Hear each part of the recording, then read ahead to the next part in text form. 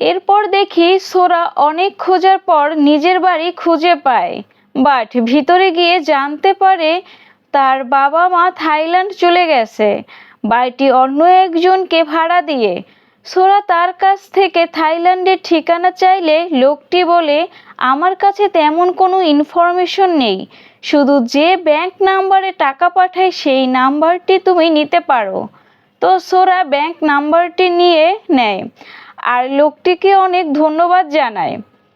এদিকে দেখি সজি ডাক্তারের সাথে সোরার পাওয়ার নিয়ে কথা বলছে। ডাক্তার সজিকে বলে একজন নর্মাল মানুষের থেকে কি কি জিনিস বেশি রয়েছে, এর জন্যই সোরার কাছে এত বেশি সুপারন্যাচুরাল পাওয়ার রয়েছে। তখন ওখানে এক ব্যক্তি এসে বলে সোরাকে কোথাও খুঁজে পাওয়া যাচ্ছে না। তো সজি বলে আরো বেশি করে লোক লাগাও। এদিকে সোরা সিদ্ধান্ত নিয়ে নেয় থাইল্যান্ড যাবে।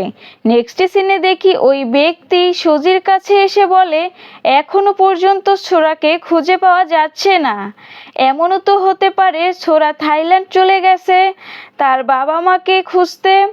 তো সজি বলে তুমি যাও, আমি নিজে এই ব্যাপারটি দেখছি।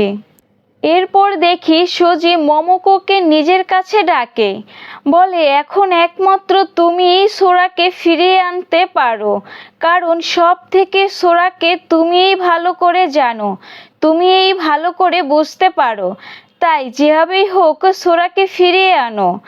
আর তাছাড়া সোরা বাহিরে থাকাটা সাধারণ মানুষের জন্য বিপজ্জনক আর সোরার জন্য। তাছাড়া আমরা যদি সোরাকে জোর করে ফিরিয়ে আনি তো সোরা আবার পালিয়ে যাবে, তাই তুমি বুঝিয়ে সোরাকে ফিরিয়ে আনো। মোমোকো বলে আঙ্কেল আপনি চিন্তা করিয়েন না, আমি অবশ্যই সোরাকে ফিরিয়ে আনবো। বাহিরে দেখতে পাই হুডি পরা ছেলেটাকে, সে বলছে আমি তো কবে থেকেই চাইছি ছোরা এখান থেকে চলে যাক, আর এখন যেহেতু চলে গেছে তো সব থেকে বেশি খুশি আমি হয়েছি। বাট ছেলেটার গলার ভয়েস কিছুটা রোবটের মতো লাগছে। নেক্সট সিনে দেখি ছোরা থাইল্যান্ড চলে এসেছে। এই হচ্ছে আমাদের ড্রামার মেইন ফিমেল লিড অ্যামি, আর সাথে যে আছে সে হচ্ছে অ্যামির ছোটবেলার বন্ধু ইরিন। ইরিন পেশায় একজন অ্যাক্টর। তো ইরিন এখানে অ্যামিকে ড্রাইভিং শেখাচ্ছে, বাট অ্যামি তো কারো কথা শোনার মেয়েই না, তাই এখানে ইরিনের অনেক সমস্যা হচ্ছে। এদিকে সোরা সেই ব্যাংকে আসে, ব্যাংক নাম্বারের ডিটেলস চায়, বাট ব্যাংক ম্যানেজার দিতে রাজি হয় না, এটা তাদের রুলসের বিরুদ্ধে। সোরা বলে আমি তাদের ছেলে, তাদের অ্যাড্রেসটা অন্তত বলেন, বাট তাও ব্যাংক ম্যানেজার বারণ করে দেয়। সোরা পুলিশের কাছ থেকেও কোনো সাহায্য পায় না। অ্যামি ইরিনকে বলে আমি এখন ভালো করে শিখে গেছি, তো চলো এখন মেইন রোড দিয়ে গাড়ি চালাবো। তো ইরিন তো বারণ করে দেয়, বলে তোমার এখনো অনেক প্র্যাকটিস করতে হবে। তো ইরিনের কল আসলে বাহিরে চলে যায়। তো এই ফাঁকে আমি দ্রুত গাড়ি নিয়ে ওখান থেকে চলে যাই। বেচারা ইরিন কিছুই করতে পারে না। এদিকে দেখি ছোরা রাস্তা দিয়ে হাঁটছে, ছোরার প্রচন্ড খিদে পেয়েছে। রাস্তার ওপারে একটা খাবারের দোকান দেখতে পেয়ে ছোরা ওপারে যেতে শুরু করে, বাট অ্যামি ফুল স্পিডে গাড়ি চালিয়ে আসছে। ছোরা তার পাওয়ার দিয়ে থামানোর চেষ্টা করে, বাট তাও এত পরিমাণে ফুল স্পিডে ছিল যে ছোরাকে ধাক্কা দিয়ে দেয়। অ্যামি তো প্রচণ্ড ভয় পেয়ে যায়, ছেলেটি মরে তো যায়নি আবার। নেক্সট সিনে ইরিন হাসপাতালে আসে, অ্যামিকে বলছে কি হয়েছে। তো অ্যামি কিভাবে অ্যাক্সিডেন্ট করেছে সব কিছু বলে। আমার তো এখন ভীষণই ভয় লাগছে, ডাক্তার বাহিরে এলে ডাক্তার কিছু বলবে তার আগেই অ্যামি বলতে শুরু করে, ডাক্তার যেভাবেই হোক ছেলেটাকে বাঁচান, যত টাকা লাগবে আমি দেব, শুধু ছেলেটা যাতে মারা না যায়, কারণ আমার ভূতের অনেক ভয় লাগে। তো ডাক্তার হেসে বলে ছেলেটা ঠিক আছে, তেমন কোনো ক্ষতি হয়নি, কয়েকটা পরীক্ষা করে তাকে ছেড়ে দেওয়া হবে। ইরিন বলে যেহেতু সব কিছু ঠিকই আছে তাহলে আমি চলে যাচ্ছি, আমার কিছু ইম্পর্টেন্ট কাজ রয়েছে। তো ইরিন চলে যায় আর পিছন থেকে ছোড়াও বের হয়। এমি বলে, তুমি কোথায় যাচ্ছ? তোমার এখনো কিছু টেস্ট করতে হবে। সোরা বলে, টেস্ট করার কোনো দরকার নেই, আমি একদম ঠিক আছি। এটা বলে ছোড়া যেতে শুরু করে, বাট পিছন থেকে এমি জামা টেনে ধরে। তো ছোরা বলে, আমাকে কি তোমার ডগ মনে হয় এভাবে আমার সাথে ব্যবহার করছো?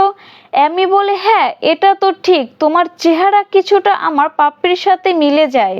তারপর বলে, আমি তো শুধু তোমাকে আটকাচ্ছি যাতে করে তোমার সব টেস্ট করা হয়, আসলে তোমার জন্য আমার চিন্তা হচ্ছে। সোরা বলে, তুমি তো আমাকে চেনো না, সত্যিই কি আমার জন্য তোমার চিন্তা হচ্ছে? তো এখানে সোরা অনেক ইমোশনাল হয়ে যায়। তো এমি বলে, তুমি যদি মারা যাও তাহলে আমি ফেঁসে যাব, আর তুমি ভূত হয়ে আমাকে ভয় দেখাবে, আমার ভীষণ ভূতে ভয় লাগে। তো এটা শুনে ছোড়া রেগে চলে যেতে শুরু করে। এমিও পিছন পিছন যেতে থাকে, বাট সোরা তার পাওয়ার দিয়ে হুইল চেয়ার এগিয়ে দেয়, এর ফলে এমি আর সোরার পিছু করতে পারে না। নেক্সট সিনে দেখি এমি পোয়েট্রি ক্লাসে ছিল। এমি সোরার জন্য ভীষণ চিন্তা করে, কি জানি ছেলেটা ঠিক আছে নাকি। আমার তো ভালোভাবেই মনে আছে কার ফুল স্পিডে ছিল, বাট ছেলেটার একটাও আঘাতের চিহ্ন নেই কেন? তাহলে কি শরীরের ভিতরে কোনো মারাত্মক আঘাত পেয়েছে? আর আর যদি এ বিষয়ে ছেলেটা না জানে, এর ফলে যদি ছেলেটা মারা যায়? তো এগুলো নিয়ে ভীষণ চিন্তা করছে আমি। এদিকে দেখি সোরা ব্যাংকের সামনে বসে রয়েছে, কারণ শুধু এখান থেকে ব্যাংক ম্যানেজারকে গিয়ে রিকোয়েস্ট করতে পারবে, বাট কেউই সোরাকে কোনো ইনফরমেশন দেয় না। আর এখানে বসে অপেক্ষা করতে করতে প্রায় রাতই হয়ে যায়। নেক্সট সিনে দেখি এমির গাড়ি নষ্ট হয়ে যায়, তখন এক ব্যক্তির কাছে সাহায্য চায়, বাট এমি যখন বুঝতে পারে লোকটি ভালো না তখন তাকে চলে যেতে বলে, বাট লোকটি এমিকে থাপ্পড় দিয়ে অজ্ঞান করে এমির জিনিসপত্র নিতে থাকে। তখন ওখানে ছোড়া চলে আসে, লোকটাকে বাধা দিলে লোকটি একটা ছুরি বের করে, ছোড়াকে ভয় দেখাতে শুরু করে, বাট ছোড়া তার পাওয়ার দিয়ে উল্টো ছুরির তার দিক করে ফিরিয়ে দেয়। এমি কিছুই দেখতে পারছে না অজ্ঞান থাকার কারণে। এদিকে বাইক করে দুজন যাচ্ছিল, এগুলো দেখে ভিডিও করে নেয়। তো সোরা লোকটাকে ভয় দেখিয়ে তাড়িয়ে দেয়। পরের সিনে দেখি এমি সোরাকে তার বাসায় নিয়ে এসেছে। এমি কাটা জায়গায় মেডিসিন লাগিয়ে দেয়, এগুলোতে সোরা ভীষণ বিরক্ত হয়। এরপর তো একসাথে আমি অনেকগুলো প্রশ্ন করে, তুমি থাইল্যান্ড কেন এসেছো? তুমি কি কাউকে খুঁজতে এসেছো নাকি স্টাডি করার জন্য এসেছো? তুমি এখানে কতদিন থাকবে? আর তাছাড়া তোমার তো গার্লফ্রেন্ড অবশ্যই আছে, দেখতে তো তুমি অনেক কিউট আছো। বাট সোরা কোনো উত্তর দেয় না। সোরা বলে, আমার ভীষণ খিদে পেয়েছে। তো এমি বলে, তুমি কি নুডলস খাবে? তো সোরা বলে, হ্যাঁ। তো এমি বলে, যাক কথা তো বললে। আফটার ডিনার এমি সোরাকে চাদর আর পিলো দেয়। এমি রুমে চলে গেলে কয়েক সেকেন্ডের মধ্যে সোরা তার পাওয়ার দিয়ে সব ঠিক করে ফেলে। এর মধ্যে এমি চলে আসে, বলে, তুমি এত তাড়াতাড়ি কিভাবে রেডি করে ফেললে? তো এমি তার বন্ধু ইরিনের পোশাক দেয় ছোরাকে পরার জন্য। সোরাকে বলে, এগুলো তুমি পরতে পারো, এগুলো ইরিনের। তো সোরা বলে, ইরিন কে, তোমার হাজবেন্ড? তো এমি বলে, না তুমি যা ভাবছো তা না, ইরিন তো আমার ছোটবেলার বন্ধু। নেক্সট সিনে দেখি মোমোকো সোরার সেই ভিডিওটি দেখতে পায়, আর সাথে এমির গাড়ির নাম্বারও দেখে নেয়। তো মোমোকো বুঝতে পারে এ সময় সোরা কোথায় থাকতে পারে।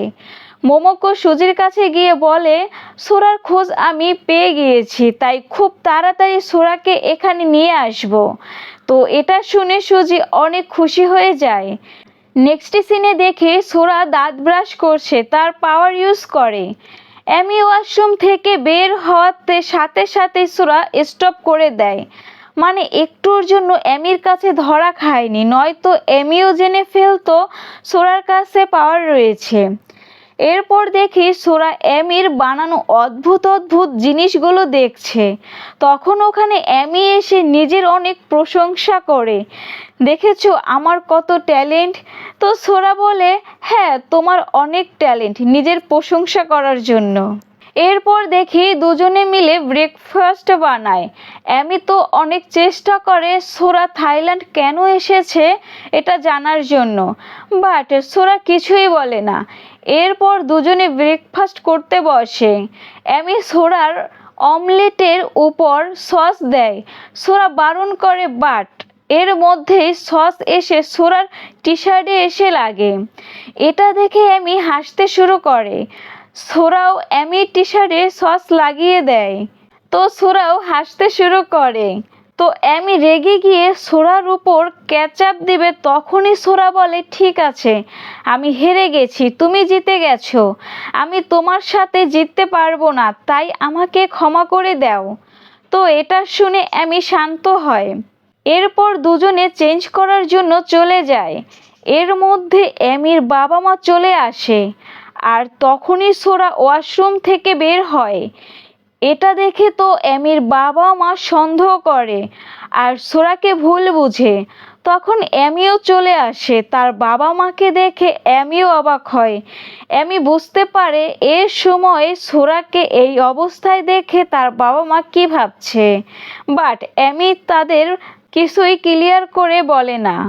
তোমাদের কাছে যদি ভিডিওটা ভালো লেগে থাকে অবশ্যই সাবস্ক্রাইব করে দাও, আর কমেন্ট করে জানাও ড্রামাটা কেমন লেগেছে তোমাদের কাছে, আর এখানে কোন ক্যারেক্টার তোমাদের কাছে প্রিয় সেটাও কমেন্ট করে আমাকে জানিয়ে দিও। তো আজকের মতো বিদায় নিচ্ছি। তো টাটা, বাই বাই, সবাই ভালো থাকো, সুস্থ থাকো। তো পরের এপিসোড দেখার জন্য সবাই কমেন্ট করে জানাও।